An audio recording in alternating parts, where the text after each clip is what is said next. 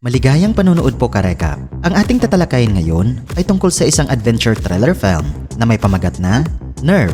Kaya sit back, relax, at simulan na natin. Nagsisimula ang pelikula mga Karekap nang ipinakita sa atin si Venus Del Monico na isang high school student mula sa Staten Island na nakatanggap ng email. Ito ay isang mensahe mula sa California Institute of Arts na nagpapaalala sa kanya na ang deadline ng pagpasok ay 2 araw na lang.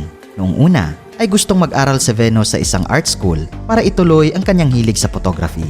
At kamakailan lamang ay tinanggap siya sa CalArt na ang pinakaprestihiyosong paaralan sa bansa. Nais din niyang umalis sa kanyang bayan at ma-explore ang mundo. Ngunit nang pumanaw ang kanyang kapatid na si Mike, 1 taon na ang nakalipas, ay nagbago ang kanyang prioridad. Sa halip na masayang tanggapin ang imbitasyon, ay nagsimulang magsulat si Venus ng email na nagsasabi na kailangan niyang tanggihan ang alok. Tinanggihan niya ang imbitasyon dahil natatakot siyang sabihin sa nanay niya na gusto niyang umalis sa Staten Island. Ngunit bago niya ma-send ang email ay nakatanggap si Venus ng notification sa Facebook mula kay GP Guerrero na isang school heartthrob at isang rising star sa football. Natag niya siya sa isang larawan na may caption na humihiling sa lahat na dumalo sa isang practice game sa hapong iyon. Nang malapit na niyang i-click ang like button, ay tinawagan siya ng kaibigang si Sydney. Tinutuya niya si Venus dahil may lihim itong pagtingin kay GP, kaya nag-blush ang babae. Pagkatapos, ay tinanong ni Sydney kung sinabi niya sa kanyang ina ang tungkol sa imbitasyon mula sa CalArts, kung saan sinagot ni Venus na hindi niya ito ginawa. Sa kalagitnaan ng kanilang pag-uusap, ay excited na ibinalita ni Sydney na nagsisimula na ang larong Nerve. Nang tinanong siya ni Venus kung ano iyon, ay nag-send siya ng link na direktang humahantong sa isang video. Lumalabas na ang Nerve ay isang 24/7 live streaming game kung saan maaaring lumahok ang sinuman sa pamamagitan ng paggawa ng mga nakakabalyo na dare. Maaaring sumali ang mga tao sa Nerve bilang isang tagamasid o isang taong nagbabayad para manood o bilang isang gamer upang manalo ng premyong cash pagkatapos ng bawat hamon. Hinihimok ni Sydney ang kanyang kaibigan na mag-sign up para sa larong ito bilang isang tagamasid. Ngunit ang ating bida Karekap ay tila hindi interesado dito. Sa sumunod na eksena Karekap, sa almusal, ay nag-uusap si Venus at ang kanyang ina na si Anne tungkol sa kanyang mga plano. Mapag-alaman natin Karekap na gusto ni Anne na tanggapin niya ang scholarship mula sa isang lokal na college at manatili sa kanya sa Staten Island dahil sa kanilang pinansyal na kalagayan. At ang tanging college dorm na kayang bayaran ni Venus ay ang kanilang sariling tahanan lamang. Itinuturing ito ni Venus bilang isang pagkakataon at maingat na nagmungkahi na paupahan nila ang kwarto ni Mike para sa dagdag na pera. Gayunpaman, ganap na tinanggihan ni Anne ang ideya dahil ayaw niyang ibenta ang mga alaala ng kanyang anak. Maya-maya, sa practice game, ay kinukunan ni Venus ng mga larawan ang mga miyembro ng football team kasama si JP para sa magasin ng paaralan. Si Sydney naman, na isang cheerleader, ay nakikipag-usap sa watchers sa kanyang Nerve account. Inihiling niya sa kanila na suportaan siya bago bumalik sa kanyang mga kasamahan. Pagkaraan ng ilang sandali, ay nagsisimula na ang dance routine at lahat ay gumanap ng mahusay sa kanilang bahagi. Ngunit sa gitna nito, ay biglang tumalikod si Sydney at itinaas ang kanyang palda. Ito ay nag-udyok sa karamihan ng tao na magalit sa kanya, habang si Venus ay napagtanto na ang kanyang kaibigan ay ginawa ito bilang isang bahagi ng Nerve Dare. Pagkatapos ay ipinakita sa atin Karekap ang mga video clips na nagpapakita ng ilang mga kabataan sa buong New York na nakikilahok sa larong ito.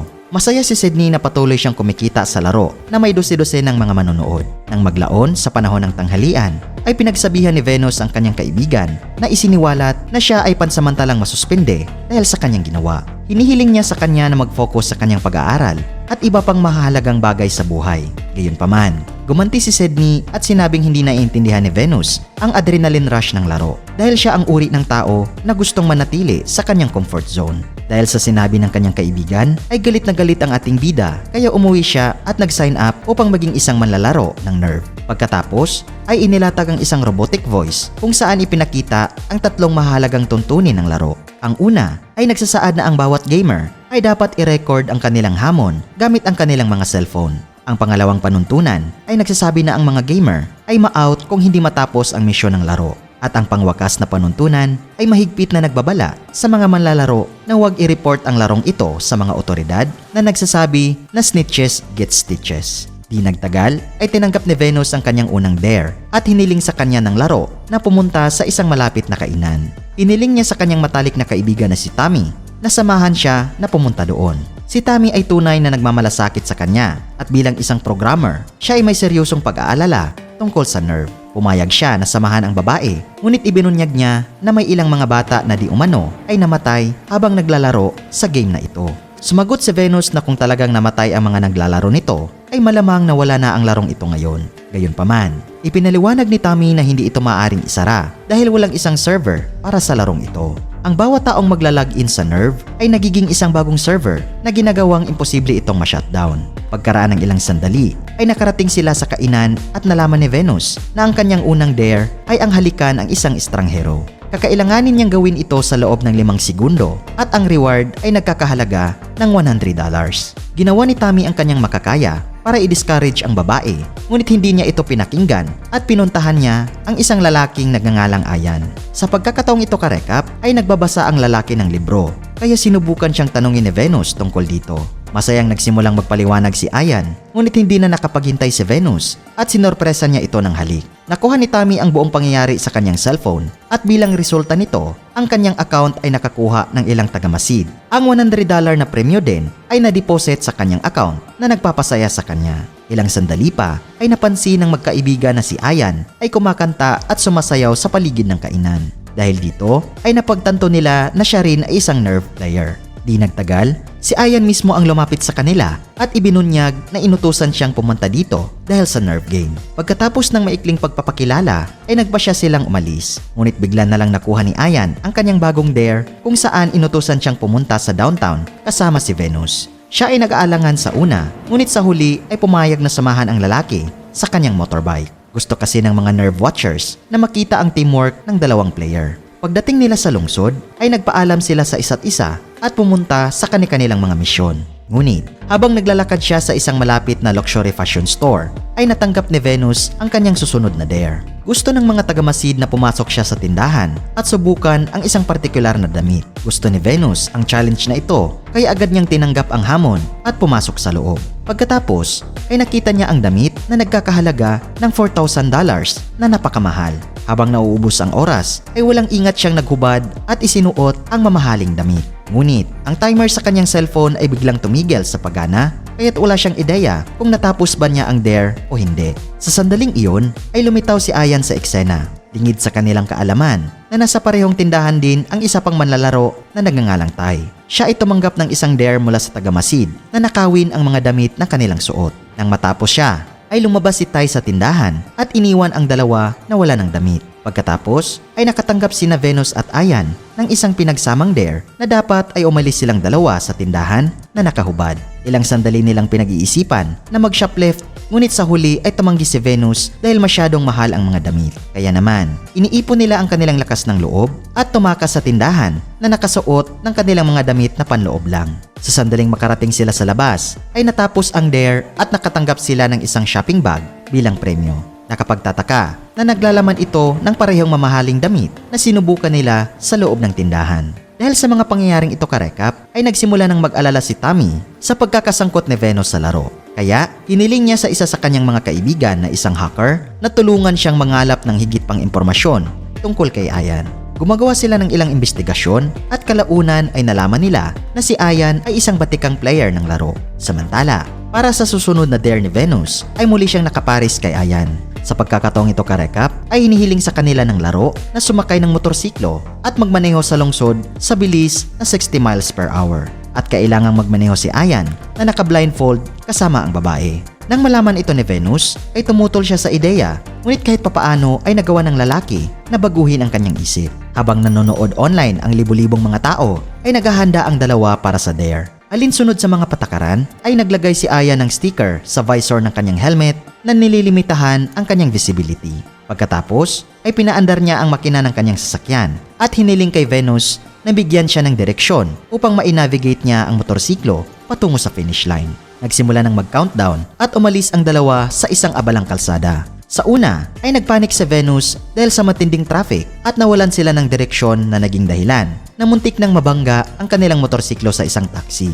Ngunit maya-maya ay inilapit niya ang kanyang sarili sa katawan ni Ayan at nagsimulang sumandal sa direksyon na gusto niya. Nagbibigay daan ito sa kanila na madaling mag-navigate sa trapiko at tapusin ang dare bago maubos ang nakatakdang oras. Sa sumunod na eksena ka-recap ay naglalakad-lakad sila sa paligid ng lungsod at tinanong ni Venus kung bakit naglalaro si Aya ng Nerve. Gusto niyang malaman kung para ba sa pera o para lang sa thrill. Tumugon si Ayan sa pamamagitan ng pagbibigay sa kanya ng hindi malinaw na sagot na nagsasabi na ginagawa niya ito upang matulungan ang kanyang pamilya na makawala sa isang mahirap na sitwasyon. Sa sandaling iyon ay nakatanggap si Venus ng tawag mula kay Sydney, ngunit pinili niya itong huwag sagutin. Sa halip ay nagsabi siya ng ilang masasamang komento tungkol sa kanyang kaibigan nang hindi namamalayan na may ilang tagamasid pala sa malapit ang nagre-record sa kanilang dalawa. Napanood ni Sydney ang live na pag-uusap ng dalawa kaya nagalit siya sa kanyang kaibigan.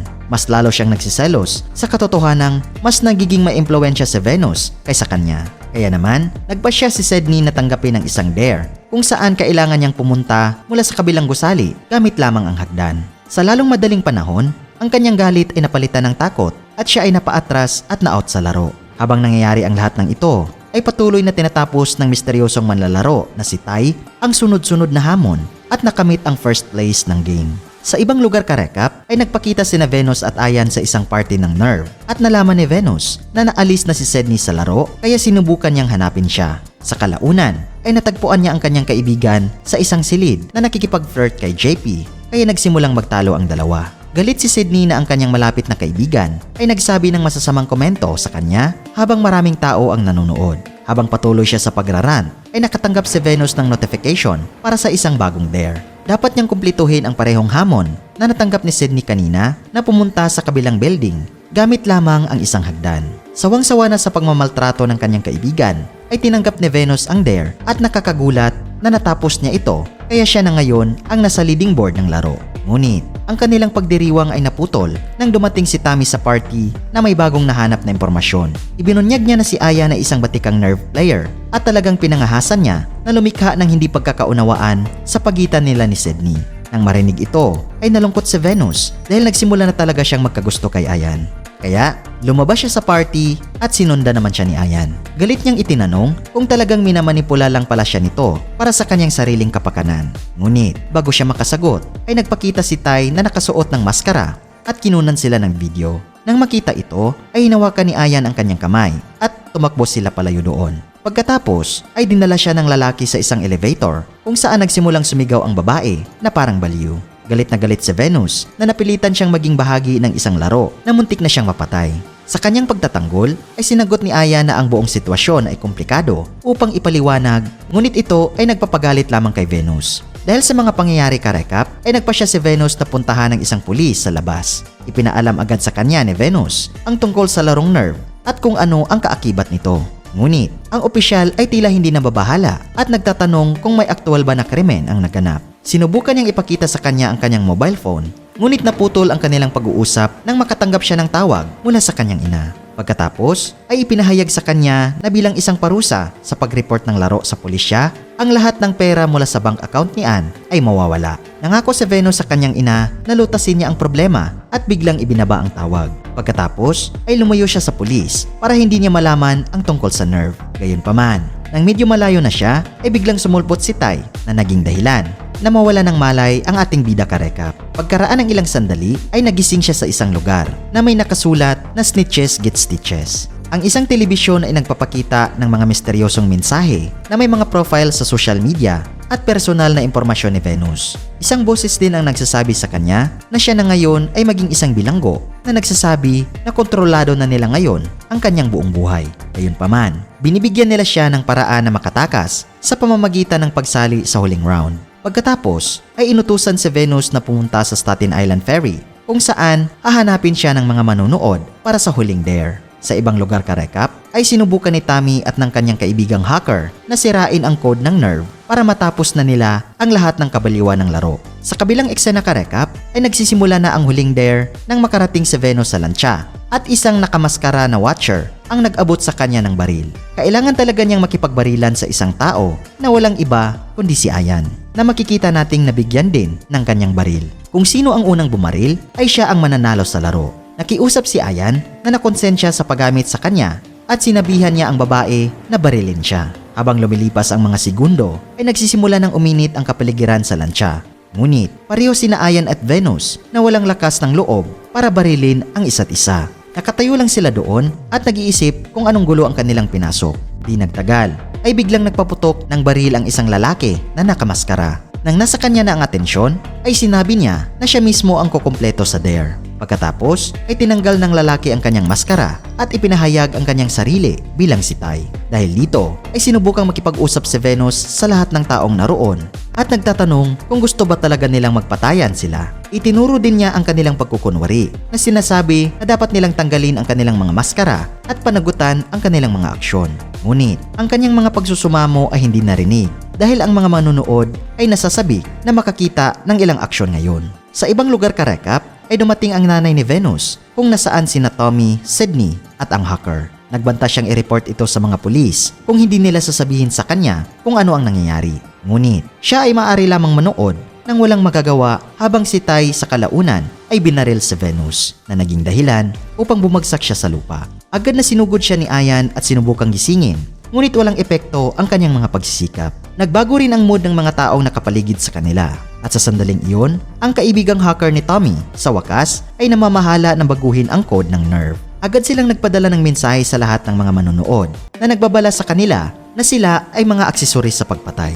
Ito ay nag-udyok sa kanilang lahat na mag-sign out sa laro at naisara ang Nerve game ng tuluyan. Sa resulta ng insidenteng ito ka-recap ay lumapit si Tai kay Ayan at ang lalaki ay biglang kumuha ng baril at itinutok ito sa kanya. Pero bago pa siya makagawa ng katangahan ay nagising si Venus. Sa isang nakakagulat na pangyayari ay ibinunyag na si Venus at Tai ay may lihim na plano. Dalubhasa nilang isinagawa ang pagpatay sa kanya gamit ang mga peking bala para takutin ang mga watchers na mag-sign out sa kanilang mga Nerve account. Ang detalyadong planong ito ay isang kabuuang tagumpay dahil ang bawat sulong server ay sarado na sa ngayon. Sa huling eksena ka-recap ay umalis sina Ayan at Venus sa lokasyon ng huling dare. Ipinagtapat niya sa kanya na ang tunay niyang pangalan ay Sam at lingid sa kanilang kaalaman ay palihim silang nire-record ng isang tagamasid mula sa malayo. At dito nagtatapos ang pelikula mga ka-recap. Kung nagustuhan nyo ka-recap ang movie recap natin ngayon, ay inanyayahan kita na mag-subscribe at pakipindot na din ang notification bell para palagi kang updated sa mga susunod naming videos. Maraming salamat sa panonood. Cheers!